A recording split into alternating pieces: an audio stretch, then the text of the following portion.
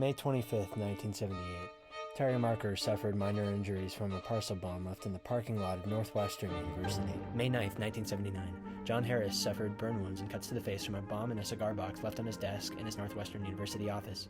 November 15, 1979. American Airlines flight number 444 withstood a partial detonation of a parcel bomb en route from Chicago to Washington. June 10, 1980. Percy Wood suffered major injuries to his face and hands from opening the book Ice Brothers by Sloan Wilson, which housed an explosive. May 5, 1982. Janet Smith suffered injuries to her chest, arms, and hands after opening in 1982. Diogenes Angelecko suffered major injuries in 1987. Gary Wright, son of the owner of Cam's Computer Store, suffered major injuries after lifting the parcel bomb left in the parking lot of Cam's Computer Store. Suffered nerve damage to his arm. The series of parcel bombs that detonated between May 25, 1978 to April 24, 1995 formed one of the longest and most enigmatic FBI investigations in its history. The incontrovertible evidence that would eventually lead to the Unabomber's conviction is credited to this cardinal instance of forensic linguistics. The use of language as legally incriminating evidence was unprecedented until 1996, when David Kaczynski read a published manifesto by the Unabomber. The similarities between it and the writings of his brother Ted were irrefutable. On February 23, 1996, the Unabomb Task Force concurred when Dave sent them Ted's 23-page fundamental draft of the manifesto.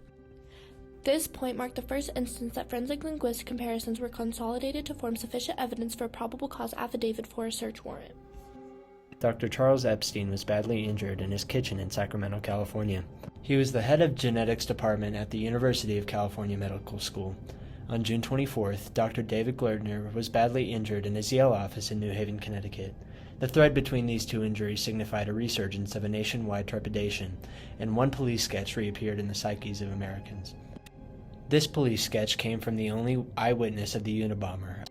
7 years with no mention, no leads, and no bombs had caused many to believe that he had either died or been arrested. Attorney General Janet Reno, the Secretary of Treasury Lord Benson, and the Postmaster General Marvin Travis Runyon ordered the creation of the Unabomb Task Force on June 27, 1993.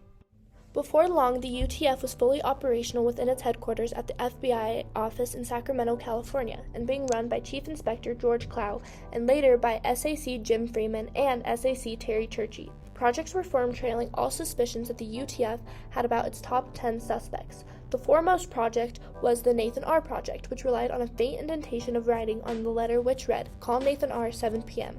It was indented by writing on a paper on top of the letter. There were 9 projects in total, being staffed by various members of the ATF, USPIS, and the FBI. 15 years was more or less unprecedented for a terrorist case by that point. It was clear that the FBI was being held back by its own bureaucratic processes. The Unabomb case required a change in strategy. The initiator of this change came from a letter sent to the San Francisco Examiner in December of 1985. It stated that the bombs were acts of terrorism from a group that called themselves Freedom Club. It followed the December 11th murder of Hugh Scruton. It wasn't until after the Unabomber's hiatus that he would write his next letter on June 24, 1993, which was a letter to Warren Hodge, an editor of the New York Times.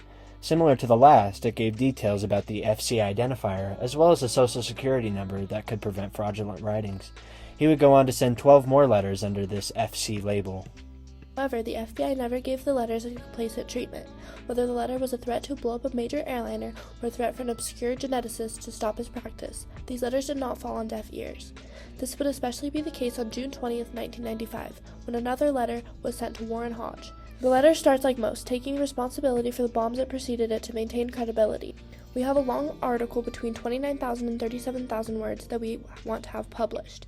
If you can get it published according to their requirements, we will permanently desist from terrorist activities. On June 28, 1995, FC's article was sent to Warren Hodge of the New York Times, as well as the Washington Post, Penthouse Magazine, and the Earth First.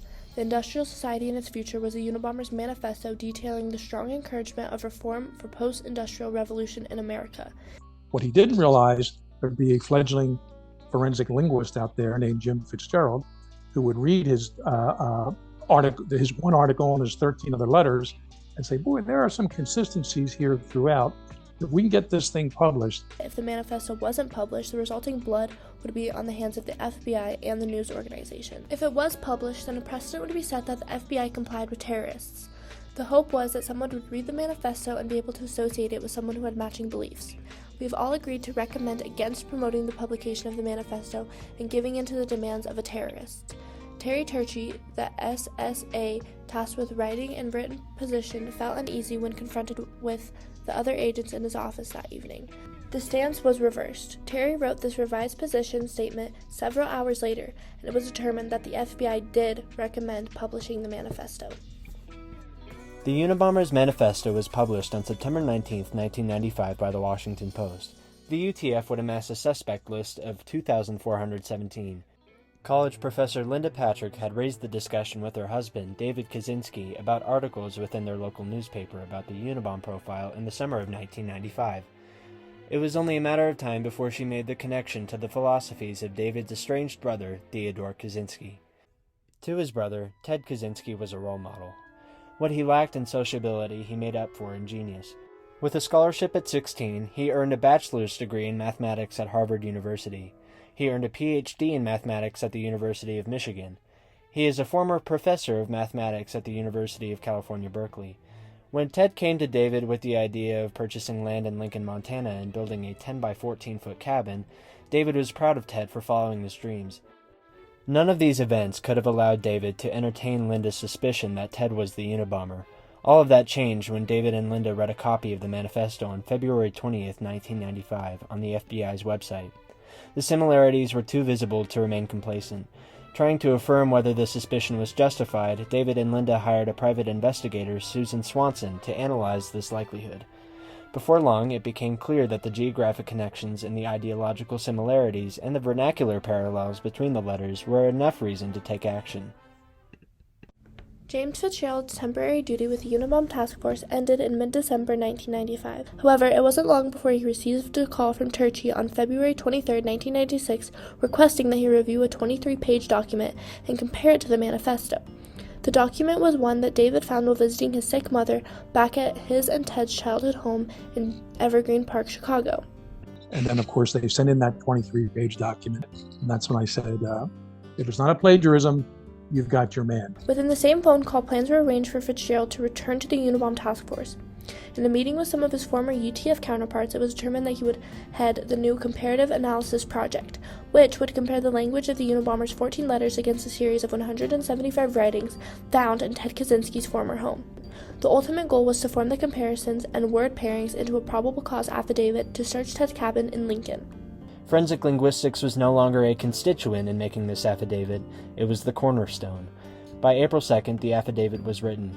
50 pages, packed with over 600 linguistic comparisons and circumstantial evidence, comprised the document. April 3, 1996. SSRA Tom McDaniel, who was recruited to coordinate FBI operations in Lincoln, arrived with Special Agent Max Noel and a Forest Service police officer named Jerry Burns.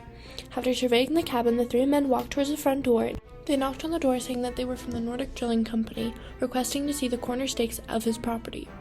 As Ted went to get his coat, he was pulled out of his cabin by Jerry Burns and detained on the ground. A flood of incriminating evidence was waiting for them in that 10 by 13 cabin. Not even his lawyers could defend him against these documents when his trial occurred on June 16, 1996.